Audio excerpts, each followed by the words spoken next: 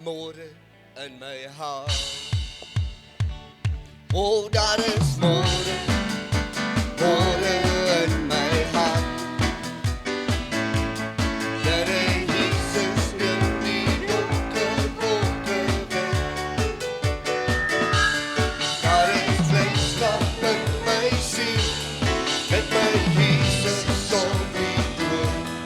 Daar is môre, ja môre in my hart. Klap jy hande saam? O, daar is môre, môre in my hart. Here Jesus neem die donker wolke weg. Ja, daar is blydskap in my siel, met my Jesus op die troon.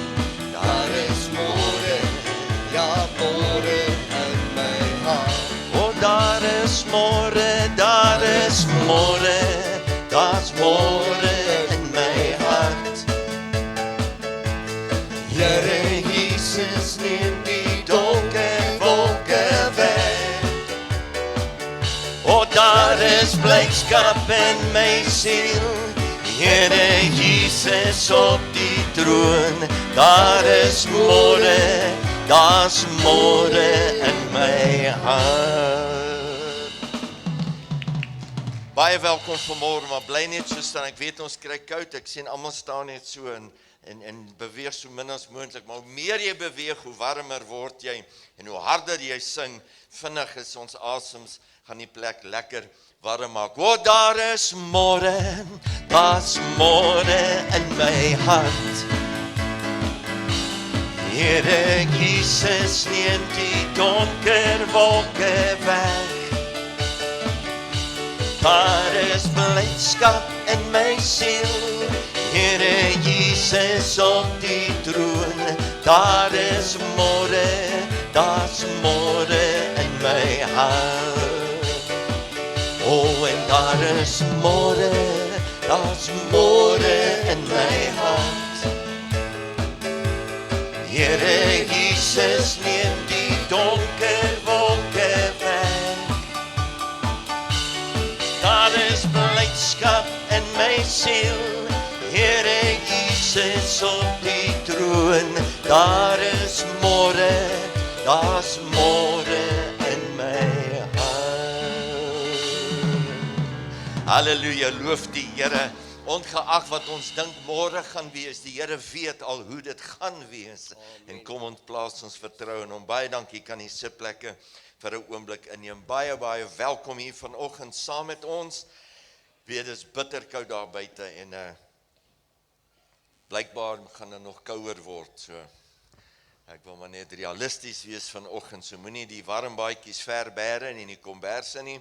Trek maar die skoothondjies nader en hou hulle ook maar warm. Dink tog net 'n bietjie aan hulle.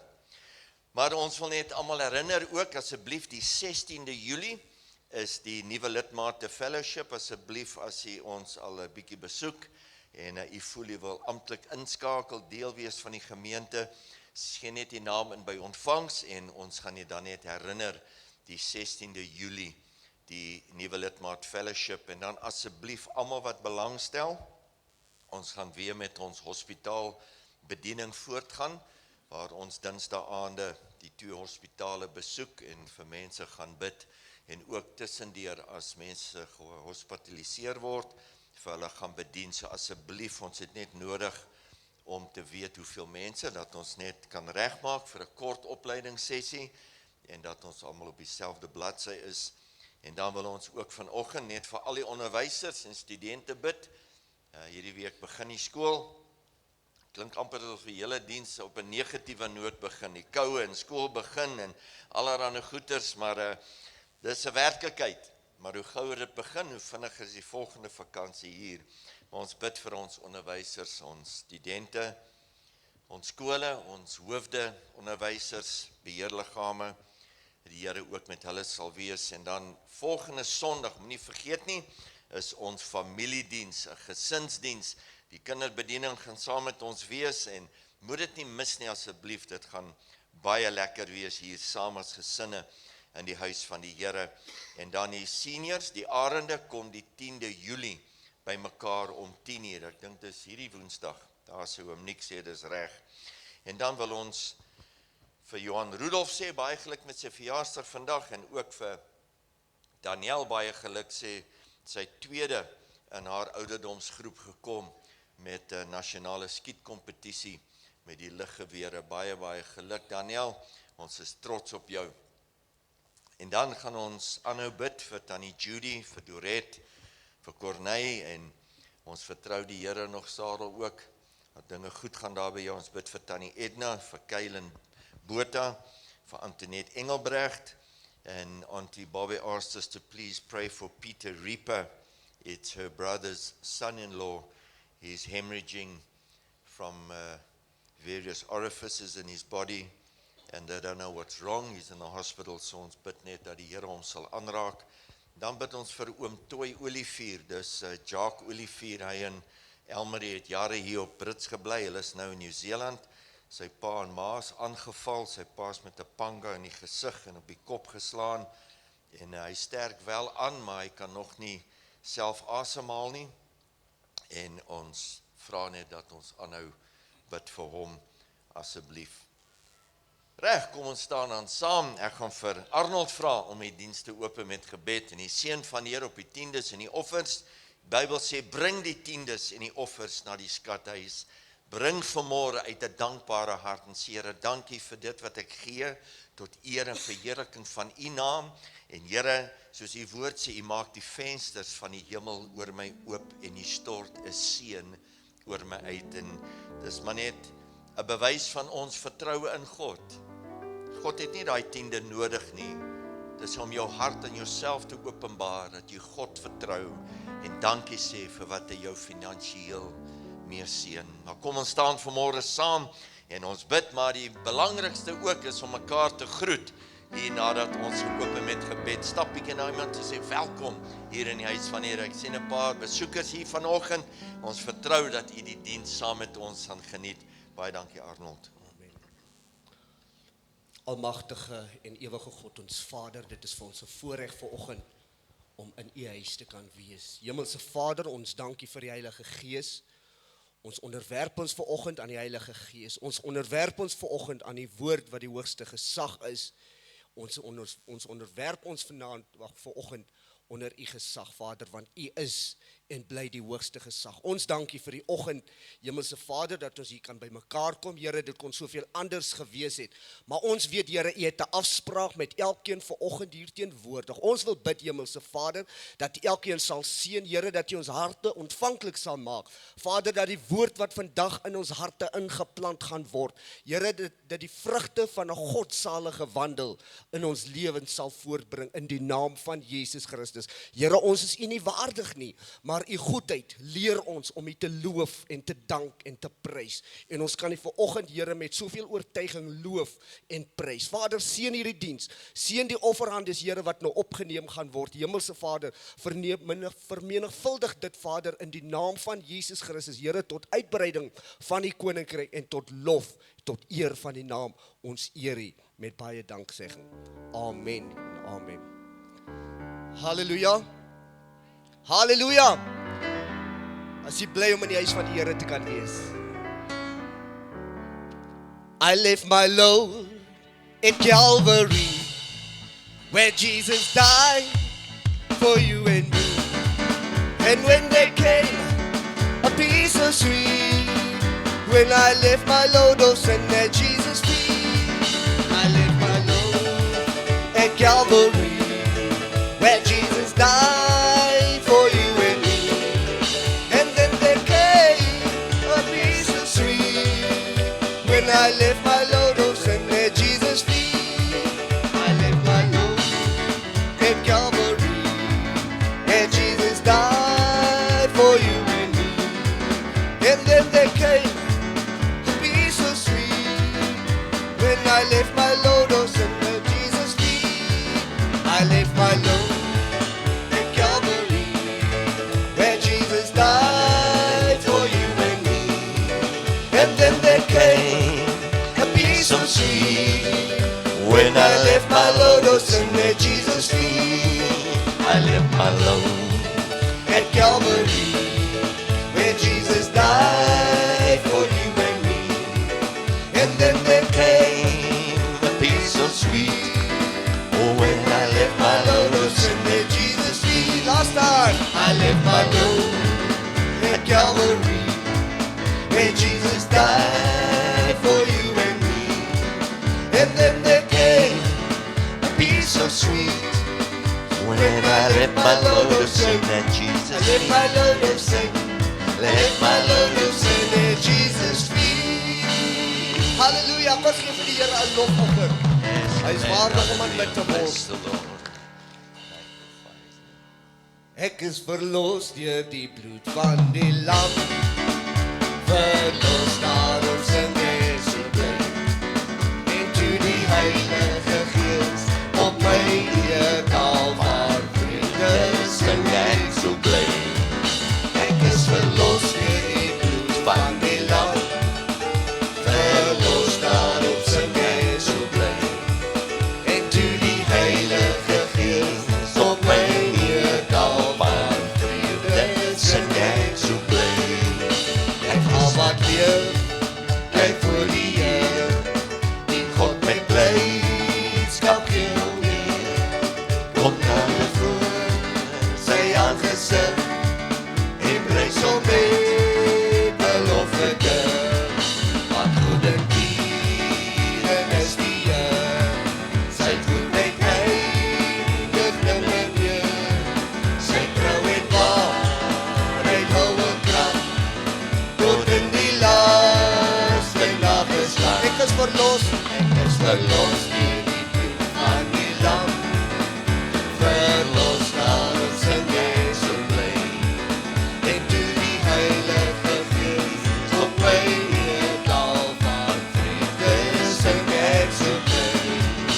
Ek hou wat leef, jy voor die Heer, die God met blydskap heel neer. Kom naar de voor, sy aangesig, en prys hom met 'n loflied.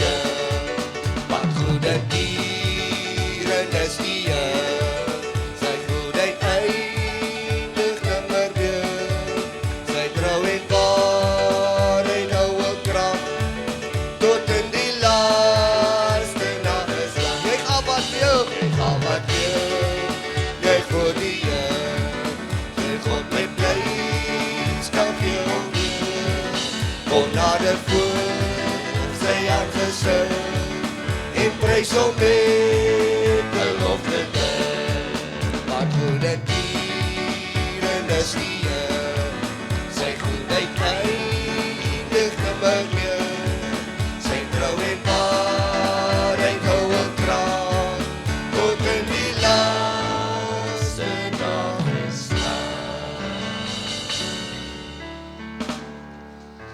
Halleluja.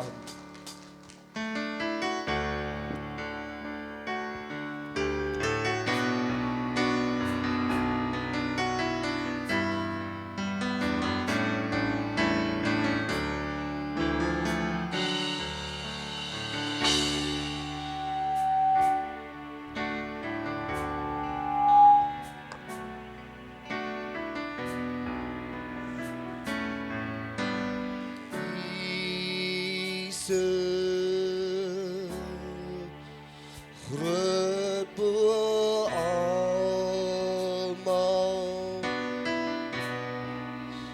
sterke verlosser,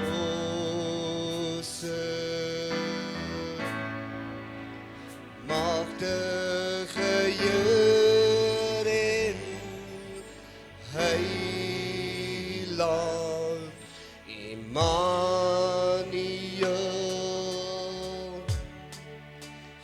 God is met ons, reddende Here,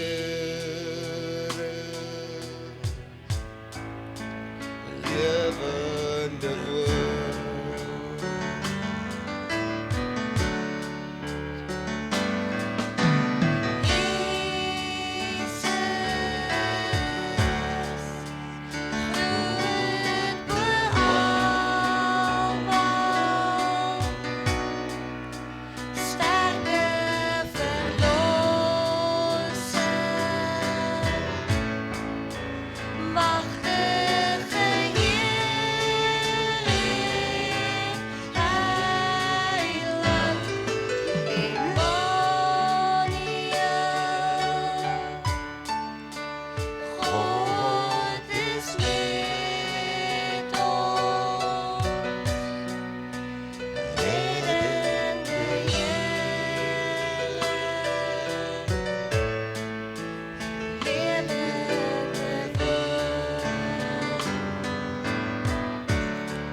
Jesus groot bo almal.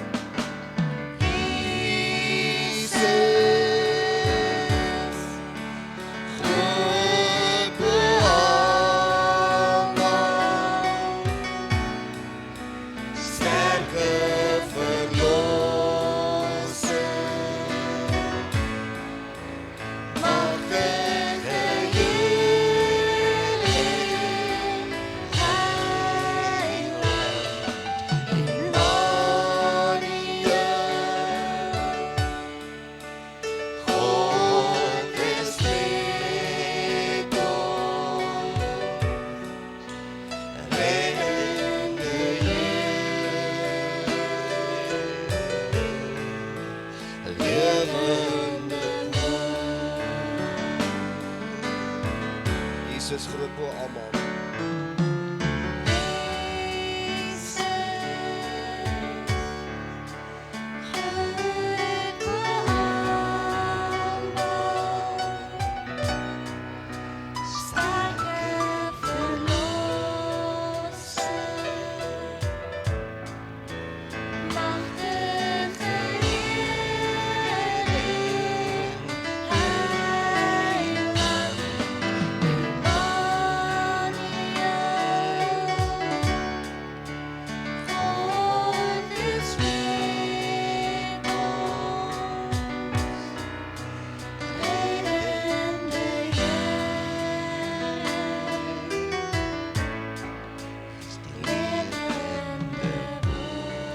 Halleluja. Baie dankie Hemelse Vader, dis vir ons 'n voorreg vanoggend om in die teenwoordigheid te kan wees. Ons wil net verklaar dat ons hier vanoggend liefhet, Hemelse Vader. Dankie Here Jesus. More than ever before, Lord, I love you.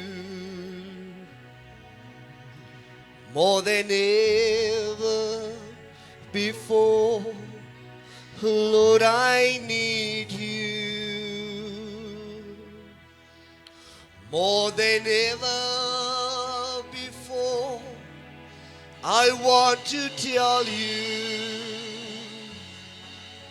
I love you now more than ever before. More than ever before, Lord, I love you. More than ever before, Lord, I need you. More than ever before, I want to tell you, I love you now more than ever before. Let us sing wholeheartedly.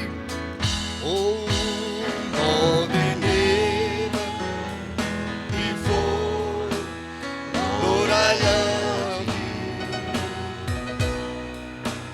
More than ever before, Lord, I need you. More than ever before, I want to tell you, I love you now more than ever before. More than ever before.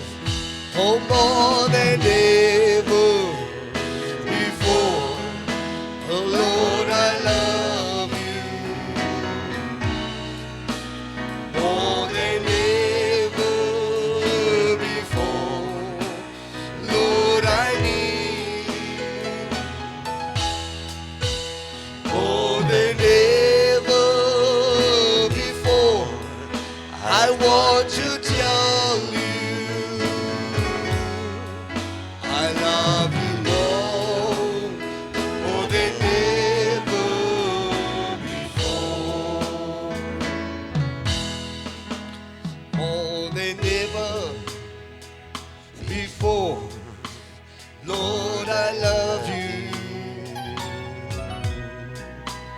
more than ever before.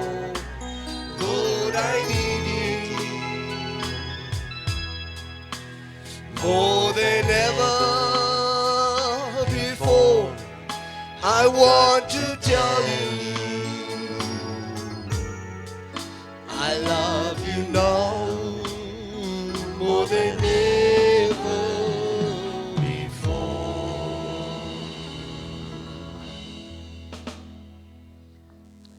Halleluja, dankie Here Jesus.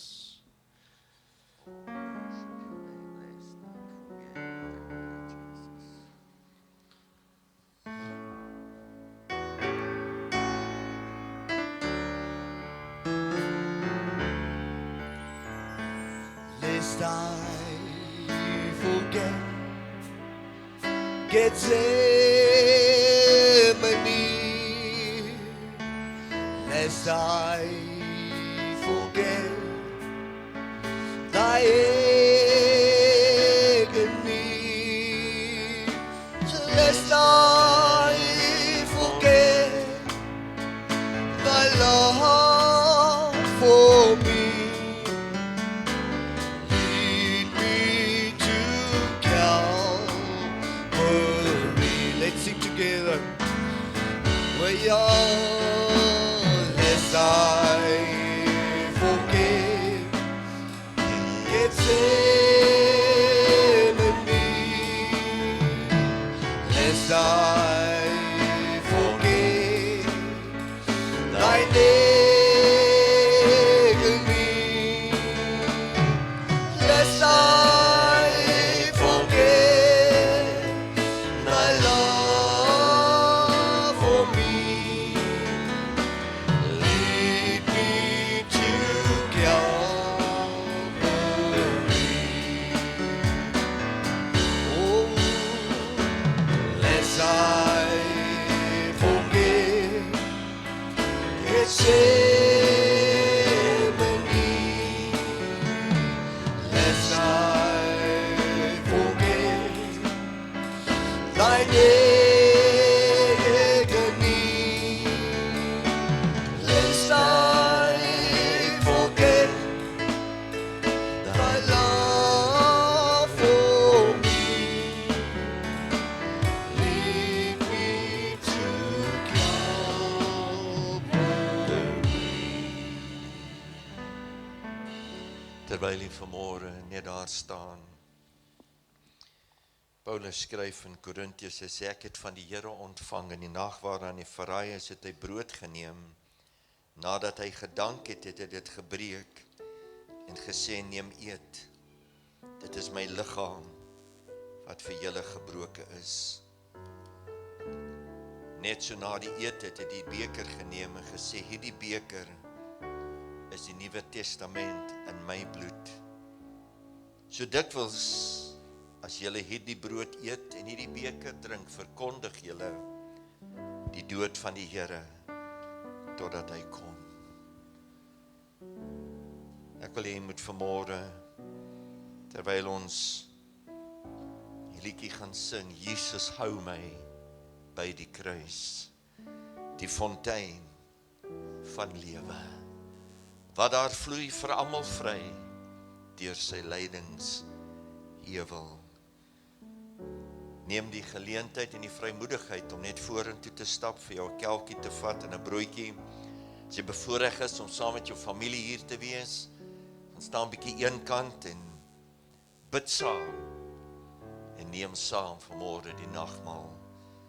So net op die eie tyd, wanneer u gereed is, stap net vorentoe en kom, bedien jouself vanoggend.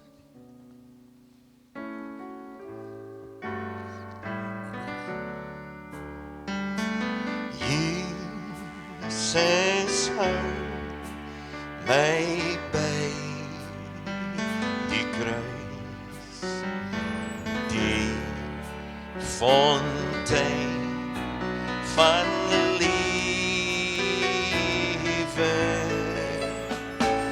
wat daar vloei vir almal vry,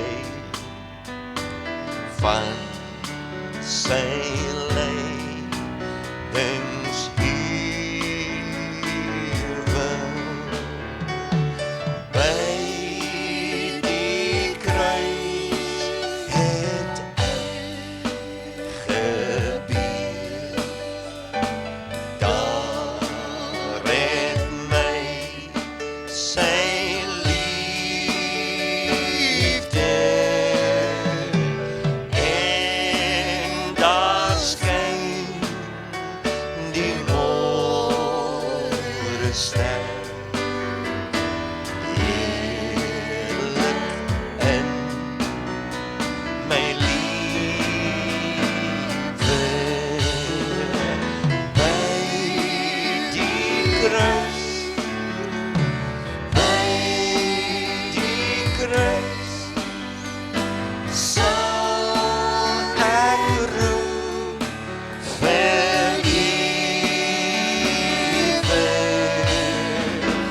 Tot my siel ook daar sal rus. Ons ewig liefde. Daar die kruis, o lam van God, hou sy glorie oor my. Laat my lewe elke dag met sy skadu oor my. Om die kruis moet ek voortaan vas getrou en strewe tot ek op die hemelstrand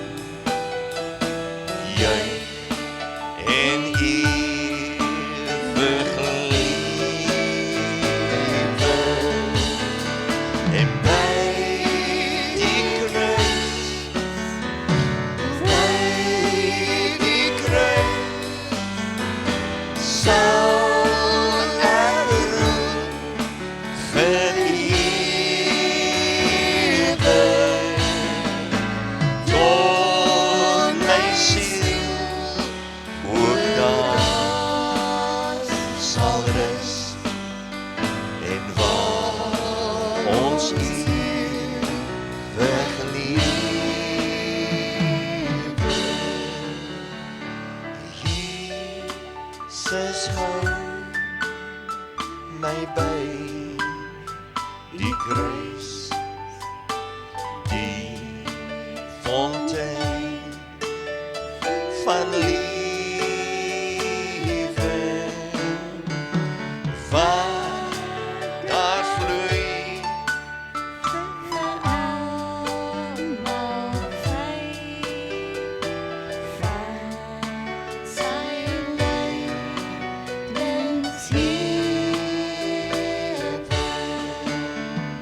en by die kruis het ek gebeur. Daar het my sy liefde en daar skyn die môrester heerlik in my liefde. By die kruis, by die kruis sal ek roem vir ewig.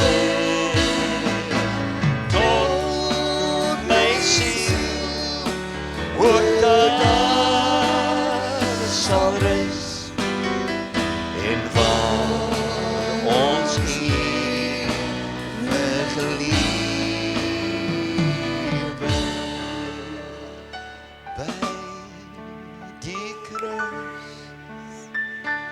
by die kruis, sal ek roem vir ewig, tot my siel ook daar sal rus, waar ons ewig lewe.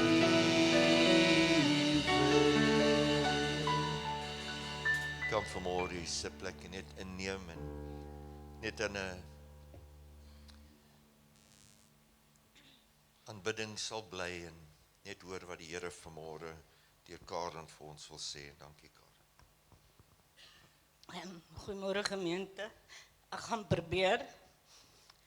Na aanleiding van pastoor se preek laasweek het die Here al met my gepraat. Ek moes dit laasweek al gedoen het en ek het nie, maar ek dink ek weet hoekom moet ek dit vanoggend doen. Ek wil net sê, dit is so groot voorreg om in die huis van die Here te kan wees.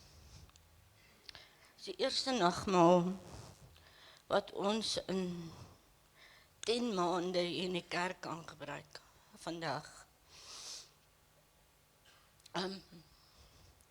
Ons het op Facebook die dienste gekyk wanneer ons kon, wanneer dit moontlik was. En soos jy nie kan die diens bywoon nie, skakel dan op Facebook. Dit is wonderlik om nog steeds te kan deel voel. Toe die dokter my die Saterdagoggend die week voor ons 31ste huweliksherdenking inroep. En vir my en my seun sê, my man het 'n 15% kans om te leef. Was dit my 'n groot skok. En ek het huis toe gegaan saam met Sarel. Hy het in daai tyd sy doktersgraad gekry. Ek kon nie eers saam met my kind sy graderingsplegtigheid bywoon nie. Wat so groot ding is waarna ons so baie uitgesien het. En hy was so ondersteuning, hy het saam my huis toe gegaan. En dit is op het pastoor se preek laasweek luister, toe dink ek aan daai aand. Ek het my kamer deur toegemaak.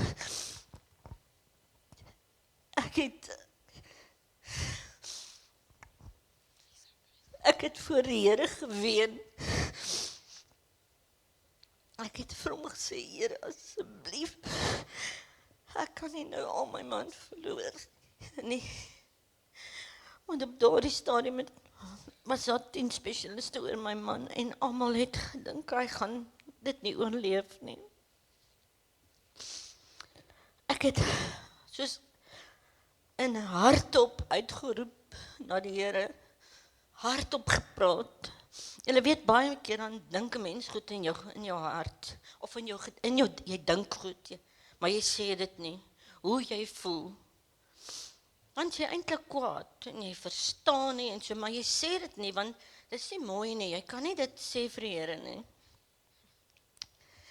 En daardie aand het ek net gesê, Here, jy weet in elk geval wat in my kop aangaan, so ek gaan nou alles sê, hoe wat ek voel, want toe gaan ons nou al van die 4de September af, die krisistyd.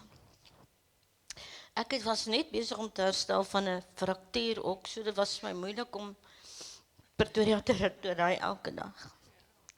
Ek het my hart uitgestort vir die Here en ek het vir hom alles vertel. Alles, hoe ek voel, kliphard. Want ek het my seun in die huis en ek het eintlik nie omgegee wie hoor nie. Ek wil net dit uitskree vir die Here en vir hom so ek voel. En Sarel was 'n hele week onder sedasie. En die ergste van alles is, hulle wou my nie laat ingaan nie, want ek kan nie daai tyd daar wees wat hulle wil hê ek moet daar wees nie. So al wat ek kon doen is op my knieë bly en my seun bly in Pretoria en hy kon by pappa gaan inloer elke dag en ten minste vir my sê, want ek weet nie, julle weet die mense in die ICU, die verpleegsters, hulle mag vir jou niks sê nie. En 'n week nadat eintlik daardie oggend toe die dokter dit vir my sê, was ek so verskriklik kwaad en ek het hulle uitgetrap. Die spesialiste uitgetrap. En toe het hulle my gebel in die aande en vir my vertel hoe gaan dit met my man. En Sarel sê vir my toe hy 'n week later wakker word toe hulle hom uit stasie uithaal. Toe staan al hierdie spesialiste om hom en hy sien hulle verbasing en almal is so bly en niemand kan glo dat Sarel lewe nie. Maar ons dien 'n groot God. Hy het gehoor, hy het my gebede gehoor en ek het nooit geweet so baie mense is lief vir ons nie. Van die ondersteuning wat ek gekry het, was net absoluut amazing. En ek wil vir julle almal ook baie dankie sê dat julle vir hom gebid het. Want gebed werk en God luister. Kom ons gee die Here lofoffer vanmôre hier in sy huis en ons weet, ons dien 'n lewende God en wou vanmôre gesê het, terwyl ons aan die nagmaaltafel deelneem, die Bybel sê, deur sy wonde is daar vir ons genesing. En terwyl ons in die bidkamer was vanoggend, toe besef ek opnuut, die belangrikste doel waarvoor Jesus gekom het, was om ons die geleentheid te gee om weer met die Vader versoen te word, want sonde het ons van die Vader geskei. En weet jy wat die hartseer en realiteit is vandag, geliefdes, is dat miljoene mense daagliks sterwe. Motorongelukke, vratsongelukke, verskillende dinge met 'n gesonde liggaam, maar met 'n siek siel. Omdat die verhouding met God nog geskend is. There's always something interesting about dying with a healthy body, but your soul is sick or your soul is lost. Because it's the condition of your soul with regard to your relationship with God that determines if you'll spend eternity with Him, not the condition of your body. En ek weet, ons bid vir die siekes, en die Bybel sê ons moet vir die siekes bid, maar baie keer raak ons wanhoopig en sê, Here, maar daai een word nie genees nie, daai een word nie gesond nie, maar die Here sê, jou siel is vir my belangriker as jou fisiese liggaam. So don't despair many times when we find that the body is not healed. Many people have testified. Baie mense het al getuig en gesê, in my sieke toestand het ek nader aan God beweeg. Ultimate wil die Here ons nader aan hom trek, sodat ons met hom kan wees. Baie dankie band, waardeer julle vanmôre, terwyl julle sitplekke inneem. Baie dankie Karen vir daardie getuienis en dis noodsaaklik dat ons praat van die goedheid van die Here en wat hy vir ons doen. En ek dink al 2 male het ek aangehaal en ek het verwys na Sarel. Toe hy vir my sê, jy weet nie hoe voel dit wanneer jy so naby aan die dood is nie. Maar ek wil vanmôre met ons 'n boodskap deel en dit wys jou net hoe getrou die Here is, hoe alles in plek val. En ek wil vanmôre praat oor alleen in die tuin, alone in the garden. Ons kyk vanmôre na die lewe van Jesus Christus, die Seun van God. En ons het baie keer hierdie idee dat hy op die aarde geleef het, sonder pyn, sonder seer, sonder die bewustheid van die koue elemente en die hittige son, maar Jesus het beleef wat u en ek elke liewe dag beleef. Nie net fisies nie net emosioneel nie, maar ook geestelik. Die almagtige God wat aarde toe gekom het en mens geword het, sodat daar nie gesê kan word, maar hy weet nie presies hoe ek voel nie, hy weet presies hoe dit voel. En ek wil poog om vanmôre met die bediening van die woord, u te troos, u te bemoedig, want daar gaan een of ander tyd in jou lewe kom, waar jy onder geweldige druk geplaas word, waar jou omstandighede jou so oorweldig, en jy voel of jy alleen is. Lees saam met my vanmôre die boek van Markus, die evangelie van Markus, Mark chapter 14, verse 32 to verse 36. Mark chapter 14, verse 32 says, "And they came to a place which was named Gethsemane, and he saith to his disciples, Sit ye here, while I shall pray. And he taketh with him Peter and James and John, and began to be sore amazed, and to be very heavy, and saith unto them, My soul is exceeding sorrowful unto death. Tarry here and watch. And he went forward a little, and fell on the ground, and prayed, that if it were possible, the hour might pass from him.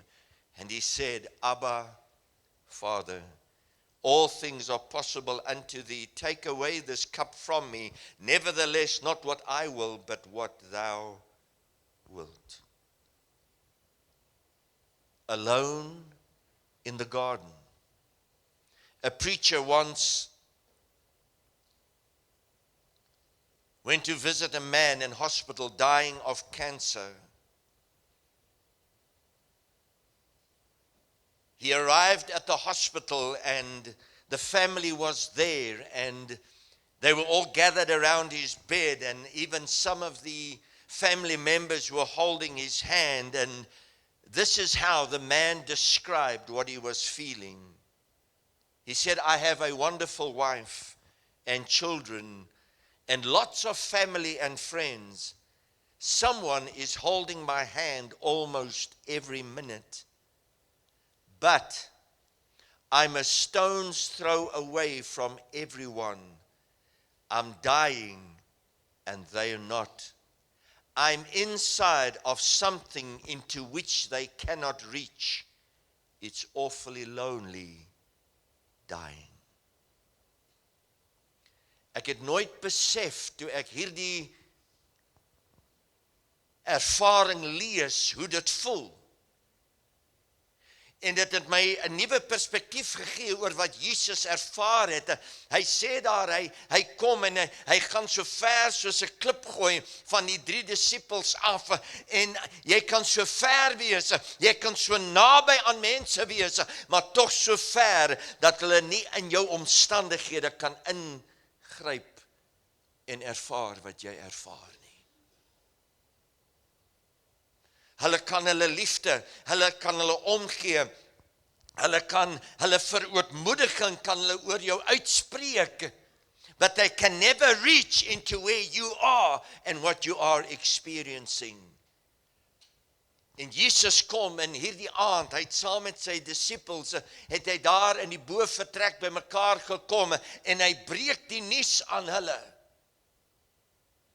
Hy sê, dit wat ons op hierdie oomblik ervaar, dit wat ons deurmaak, gaan nie langer duur nie, en miskien vanmôre sit jy hier, en ek wil vir jou bemoedig, ek wil vanmôre vir jou sê, wat jy ook op hierdie oomblik deurgaan, die Here sê vanmôre, dis van tydelike duur, ek is besig om vir jou 'n deurbraak voor te berei, loof sy wonderlike naam. En so ook moet ons waardeer wat ons ervaar, wanneer dit met ons goed gaan. Want dit gaan ook nie altyd goed nie. Maar ons kan voorberei vir die tye wanneer die omstandighede verander. God is a God of preparation. God is 'n God van voorbereiding. Hy kom en hy bring Josef in Egipte.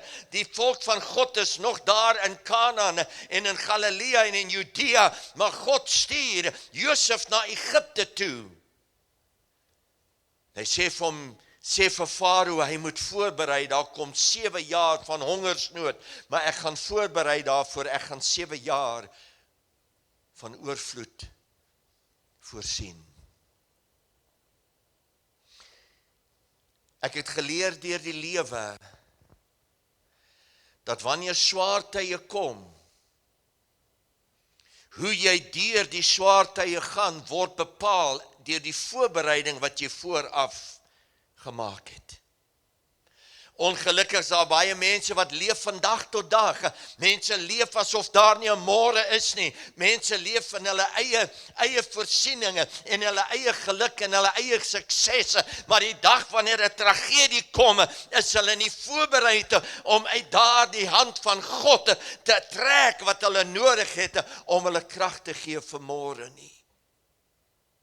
Jesus het nagte met sy Vader deurgebring in gebed om sy gees te versterk. Ons kan nie bekostig om nie 'n dag sonder gebed te gaan om ons gees te versterk uit die hand van God nie. Jesus shares with his disciples his painful betrayal that was imminent. He came and spoke about his arrest, the torture and the crucifixion.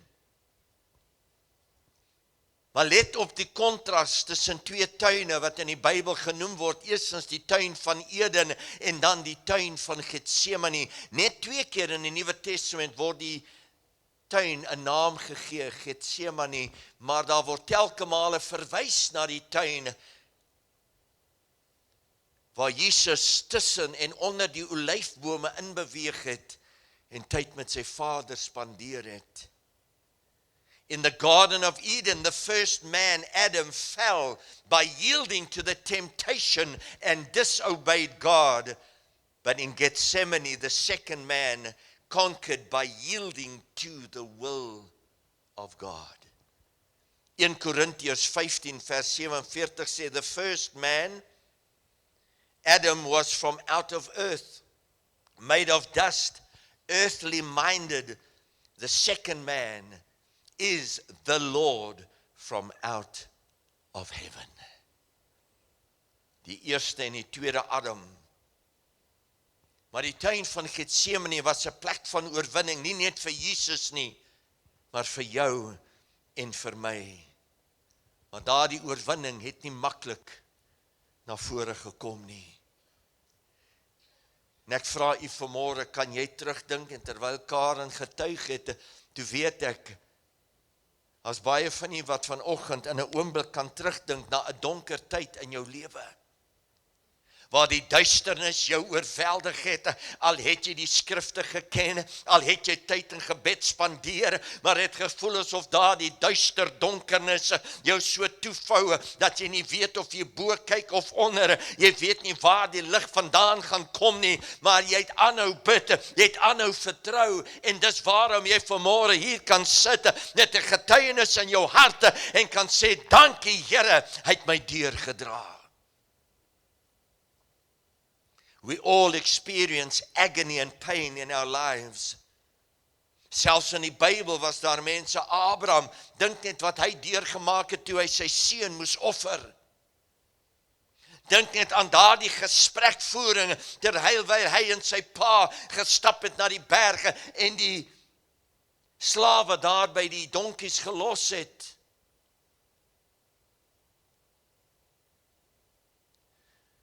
Dink aan Dawid, toe die berig by hom uitgekom het dat Absalom sy seun dood is. Die Bybel sê hy het geween, hy het gesê, Absalom, Absalom, my seun. Die hele paleis het gehoor hoe hy uitgeskree het, hoe sy hart gebreek het, en dit was die seun wat ook jag op hom gemaak het, sy eie vlees en bloed, maar sy hart skeur en breek toe hy hoor sy seun is dood. Job kry 'n berig dat al sy kinders op een slag in een huis oorlede is. Kort daarna is alles wat hy besit, besteel. Kort daarna breek sy hele liggaam uit in swere, dat hy daar op die ashoop sit. En sy vrou wat uiteindelik na hom toe kom, in plaas om hom aan te moedig, in plaas om hom te herinner aan sy verhouding met God, sê sy vir hom, vervloek God dat hy jou kan doodmaak, dat jy kan sterf en oor jou ellende kan kom. Maar loof die Here, Job sê, dit maak nie saak, my omstandighede definieer my nie, my omstandighede bepaal nie my toekoms nie, dis wat ek weet in Christus, waarop ek staat maak, en hy sê, al kom ek om, sal ek hom vertrou. Though he slay me, yet shall I trust him. Maar almal van ons, en ek het al teruggedink waar ek deur swaar tye in my lewe gegaan het, en ek met alles binne in my na die Here toe geroep het, waar ek die Here vertrou het met alles. It's one thing praying and trusting God for everything within you, for something for yourself, but it's something else when you do it for somebody other than yourself or your family. En dit is wat hierdie tyd van eensaamheid in die tuin met Jesus so vermenigvuldig het, is dat hy nie soseer swaar gekry het vir homself nie, maar vir jou en my onthalwe.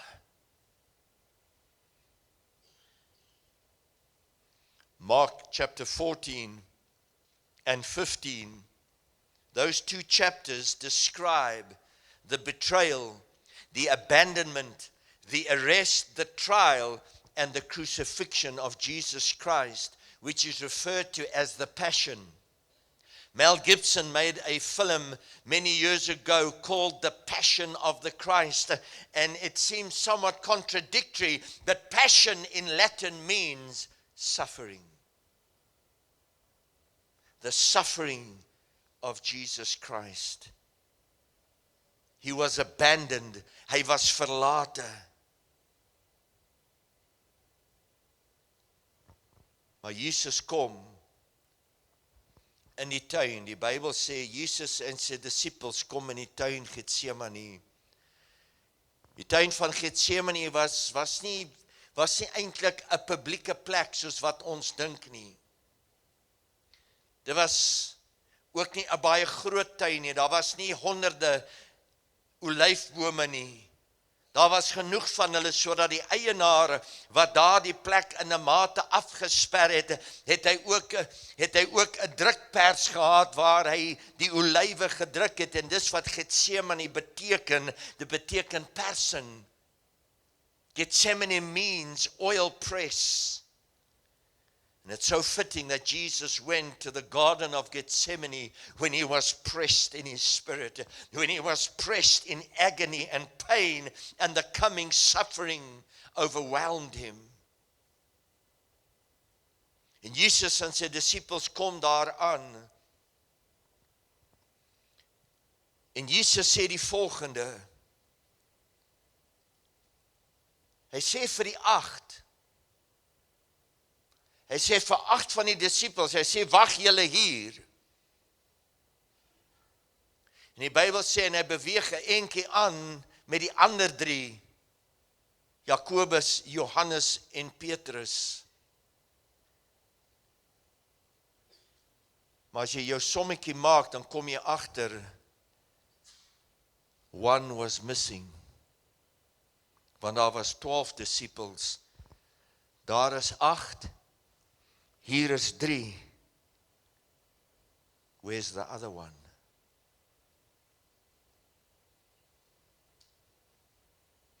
In 'n tyd toe Jesus al sy disippels nodig gehad het, was daar een wat nie daar was nie.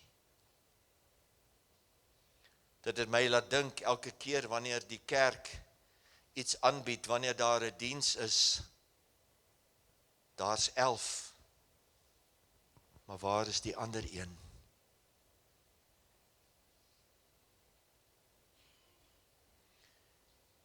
En die realiteit van die feit is waarmee daardie een besig was. Ek verstaan, ons het partykeer verpligtinge wat ons verhoed om by die kerk uit te kom. Daar's werk, daar's siekte, daar's verantwoordelikhede, maar hierdie een wat nie daar was nie, het nie gewerk nie.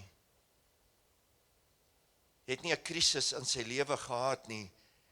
Hy was besig om die onderhandelinge wat hy voor die tyd mee besig was, uit te voer.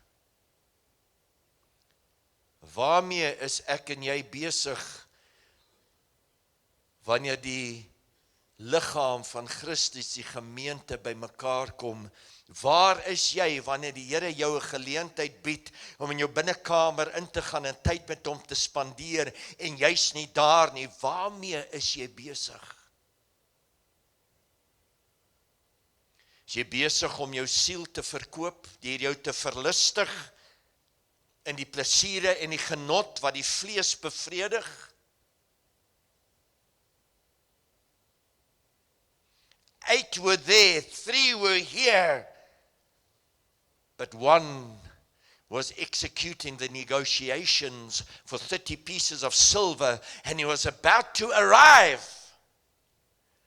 and announce his connection with Jesus Christ as if he was proud and making an announcement to glorify him. En Judas kom en hy gooi sy arms om Jesus en hy kus hom. Judas comes and he betrays Jesus Christ with a kiss because he negotiated that was the sign to the one they should arrest. Maar wat vir my altyd treffend is, geliefdes, is die antwoord van Jesus. Jesus raak nie geestelik en teologies met hom nie. If you've ever been betrayed and know and understand what it is to be betrayed, it's so difficult to answer as Jesus did. And he simply said this to Judas. He said, friend.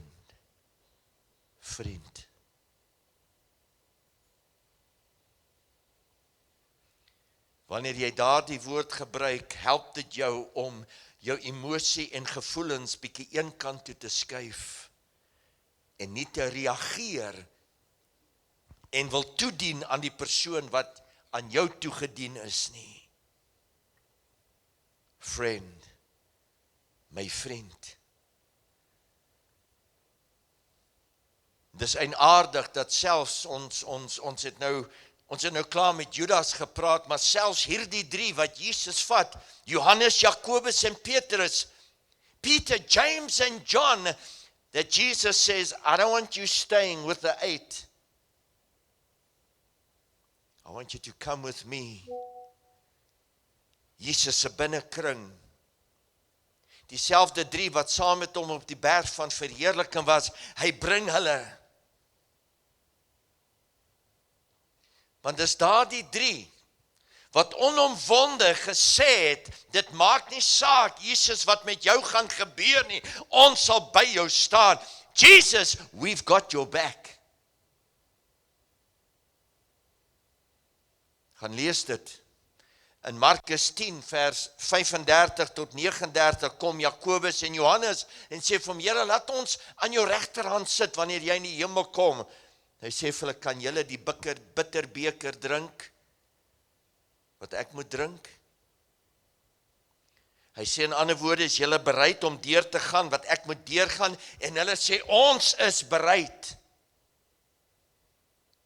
Petrus kom en hy sê, Here, maak nie saak wat met jou gebeur nie, ek het jou rug, ek is by jou. Jesus sê, voordat die haan 3 keer kraai, sal jy my 2 keer verloon. En Petrus was ewig ongesteld met wat Jesus gesê het. Kan jy sien hoe die Here hierdie 3 manne ook 'n geleentheid gegee het om hulle voor te berei? Ek wonder baie keer, want die Bybel sê, toe Jesus Nadat hy hierdie 3 hier gebring het, het Jesus nog so ver gegaan soos wat jy met 'n klip kan gooi. Dis net ver genoeg, maar ook naby genoeg om te kan hoor wat iemand sê. Hulle hoor hoe bid Jesus tot die Vader. Maar die Bybel sê Jesus kom 3 keer terug na sy disippels en vind hulle aan die slaap. I wonder what would have happened if Peter, James and John had persevered in prayer and preparing themselves for what was about to take place, if things might have then been a bit different. Maar as een ding wat ons vanmôre moet onthou, Jesus het nie soos 'n stoïsyn gelei nie. Dis 'n baie groot woord, 'n stoïsyn, 'n stoic. Jesus did not die as a stoic. A stoic is a person who can endure pain or hardship without showing their feelings or complaining. 'n Stoïsyn is 'n persoon wat pyn of swaar kry kan verduur sonder om hulle gevoelens te wys of te kla nie. Jesus het baie duidelik aan sy disippels gemaak wat hy deurgaan. Sodat jy vanmôre, ongeag wat jy deurmaak in hierdie lewe, jou hartseer, jou teleurstelling, daar waar jy verlate en verwerp voel, dat jy kan weet, Jesus weet hoe jy voel.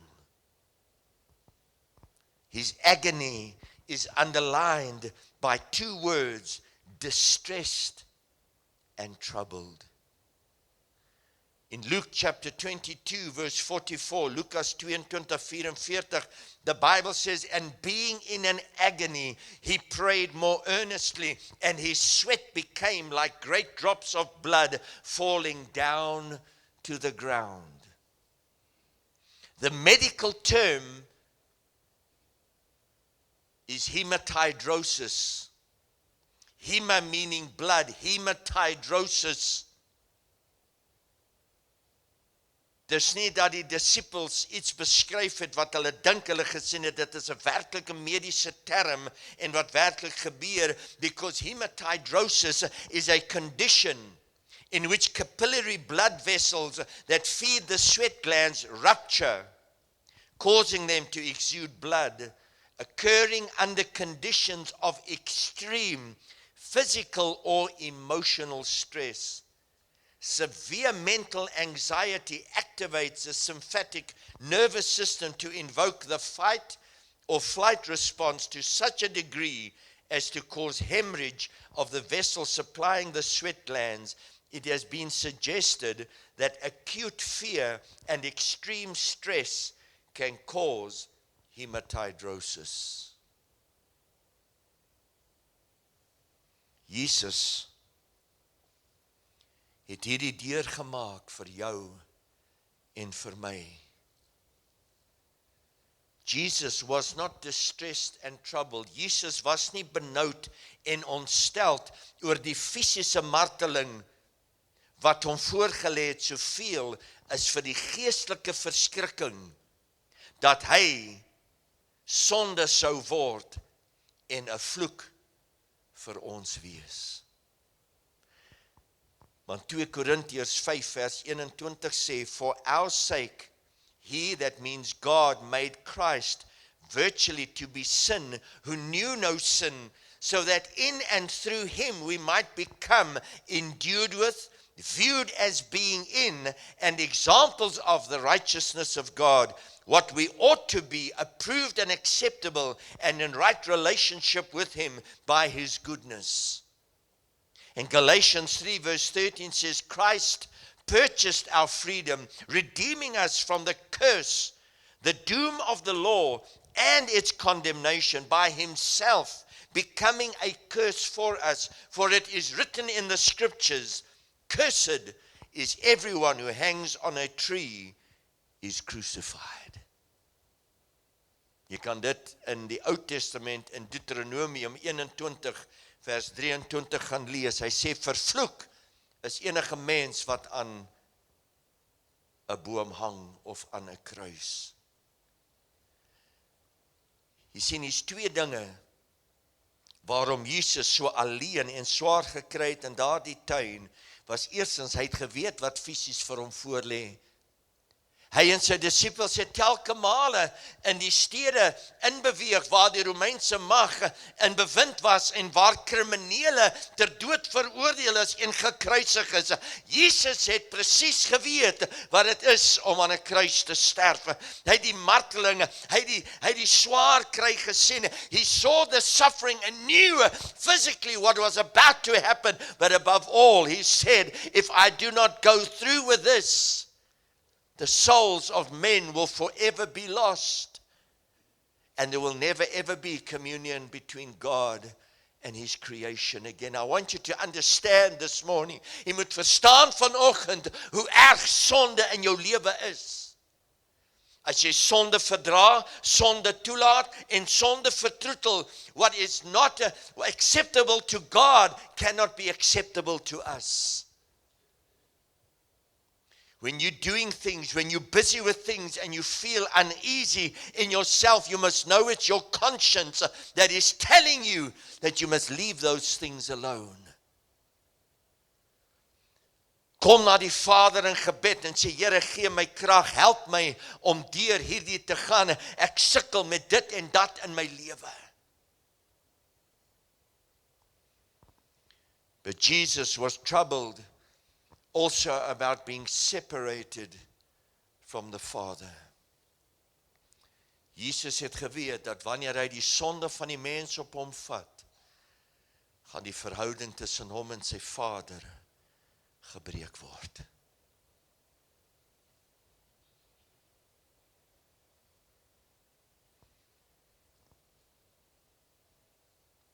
Treffend vanmôre dat die Seun geweet het, bo die fisiese pyn, die seer. En dit het so gebeur, die Bybel sê, en die hemel het donker geword. Die Vader het letterlik die gordyne toegetrek. Want hy moes op sy Seun kyk en die sonde van die mensdom op sy Seun sien. And God could not bear it. He had to cover that scene. En daarom loof die Here, is dit so belangrik dat 3 dae later het hy opgestaan uit die graf. Want die bloed van Jesus maak vry. Jesus het gekom die sleutels van die dood en die doderyk te vat. Die Vader en die Seun is weer vereenselwig. En hy sit vanmôre aan die regterhand van God. The writer of Hebrews refers to what Jesus suffered in that garden. Hebreërs 5 vers 7 sê, in the days of his flesh, Jesus offered up definite special petitions for that which he not only wanted but needed, and supplications with strong crying and tears to him who was always able to save him out from death. And he was heard because of his reverence towards God, his godly fear, his piety, in that he shrank from the horrors of separation from the bright presence of the Father.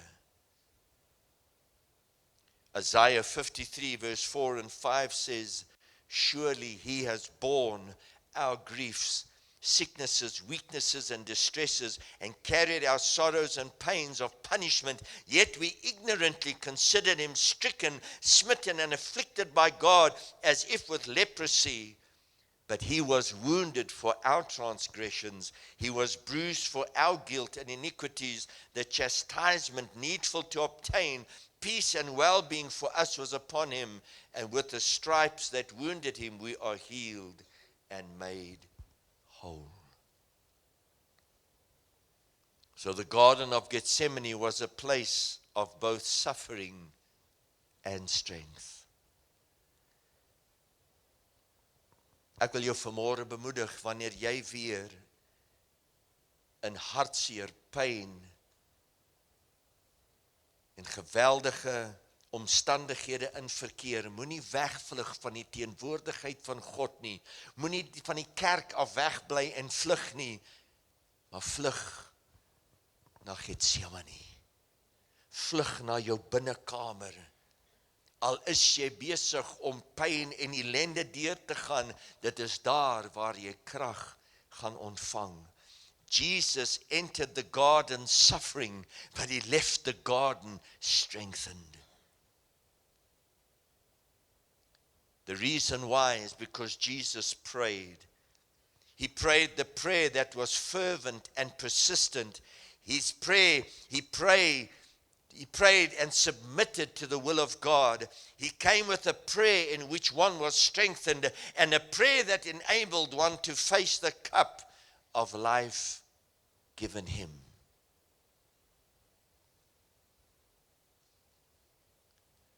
En ek sluit met hierdie skrif, Filippense 4 vers 6 tot 7 sê, do not fret or have any anxiety about anything, but in every circumstance and in everything, by prayer and petition, definite requests, with thanksgiving, continue to make your wants known to God, and God's peace shall be yours, that tranquil state of a soul, assured of its salvation through Christ, and so fearing nothing from God, and being content with its earthly lot, of whatever sort that is, that peace which transcends all understanding shall garrison and mount guard over your hearts and minds in Christ Jesus. In the garden, the disciples arise from their sleep, but Jesus arises from his knees. The disciples go to an ordeal with Jesus, what Jesus has wrestled, but for which the three others are completely unprepared. Jesus is ready, having been in deep prayer. That speaks to us of its great importance. Jesus has subordinated his own human will to God's higher authority and found the peace that will enable him to face death. For us to be able to stand in defiant courage before evil, we too need first to have knelt in fervent prayer before God. Wat ek sterk in my gees vanmôre ervaar is wat die Here vir jou en my wil sê is, gryp die geleentheid aan om jou voor te berei vir wanneer jy jou in Getsemane bevind, dat die Here jou sal versterk, dat die Here jou sal deurdra. And I close with a statement. The next time you are lonely, distressed, troubled, and a stone's throw away from everyone, and you are inside something into which they cannot reach, find comfort, courage, and strength in God by being alone with him in prayer. Kom ons buig ons hoofde vanmôre. Ek gaan vra dat Pastor Simon net nader staan. Ons gaan hierdie liedjie weer 'n keer sing. Jesus, hou my by die kruis. Daarna gaan ek hom vra om die diens vir ons af te sluit met gebed. Ons vertrou die Here vanoggend om nie van hom af weg te skram in tye van nood nie, maar na hom toe sal hardloop in Jesus naam. Jesus, hou my by die kruis, die fontein van liewe, waar daar vloei vir almal vry, van sy lydenshevel.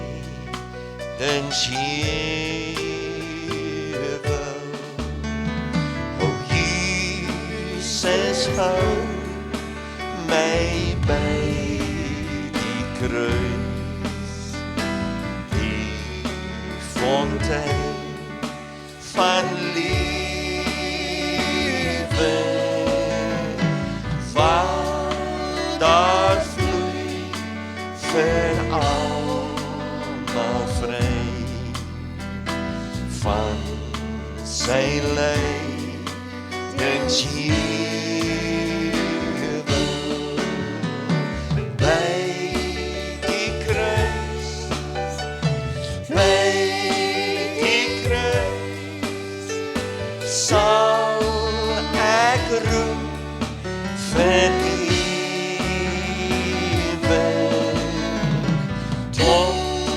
my siel ook daar sal rus, waar ons Heer vergeliefd.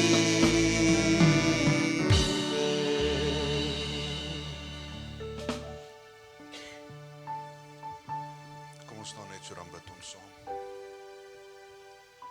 Ons hemelse God en Vader, vanoggend wil ons dankbaarheid betuig dat u seun Getsemane oorwin het, dat u seun die kruisiging oorwin het, dat u seun die dood oorwin het vir ons. En Vader, dit is my hartsgebed vandag dat elkeen van ons wat hierdie boodskap gehoor het, dat ons iewerste in ons eie tuin alleen sal wees, dat ons nie 'n keuse sal hê as om afhanklik te wees van u nie. Gees van God, dankie dat al gee u vir ons elke dag nuwe krag, help u ons ook om te besef oor hoe afhanklik ons is van ons Vader. Vader, ek bid vir elkeen wat hierdie woord gehoor het, dat dit sal vrug dra in ons lewens, in die naam van Jesus Christus. En Vader, ek bid dat ons elkeen sal onthou, dat ons sal herinner word, dat wanneer ons in die tuin is ons net vir 'n oomblik alleen. Vader, ek bid dat u elkeen van ons sal terugbring na die liggaam toe, terugbring na mekaar toe, dat ons sal mekaar bedien in liefde, dat ons mekaar sal herinner oor wie u is, wat u is vir ons, wat u seun vir ons gedoen het. Gees van God, dankie dat u getrou is. Dankie dat u konstant ons herinner aan u woord. Vader, so bid ek ook dat u die verborgenhede van die woord vir ons sal oopmaak, dat dit vir ons 'n getuienis sal word. En dan bid ek ook so, Vader, soos wat ons vanoggend in verskillende rigtings ingaan, na ons huise toe, dat u ons sal seën, beskerm, behoed en bewaar, dat wanneer ons weer by mekaar kom, dat ons sal getuig van u goedheid en grootheid. Al die lof en al die eer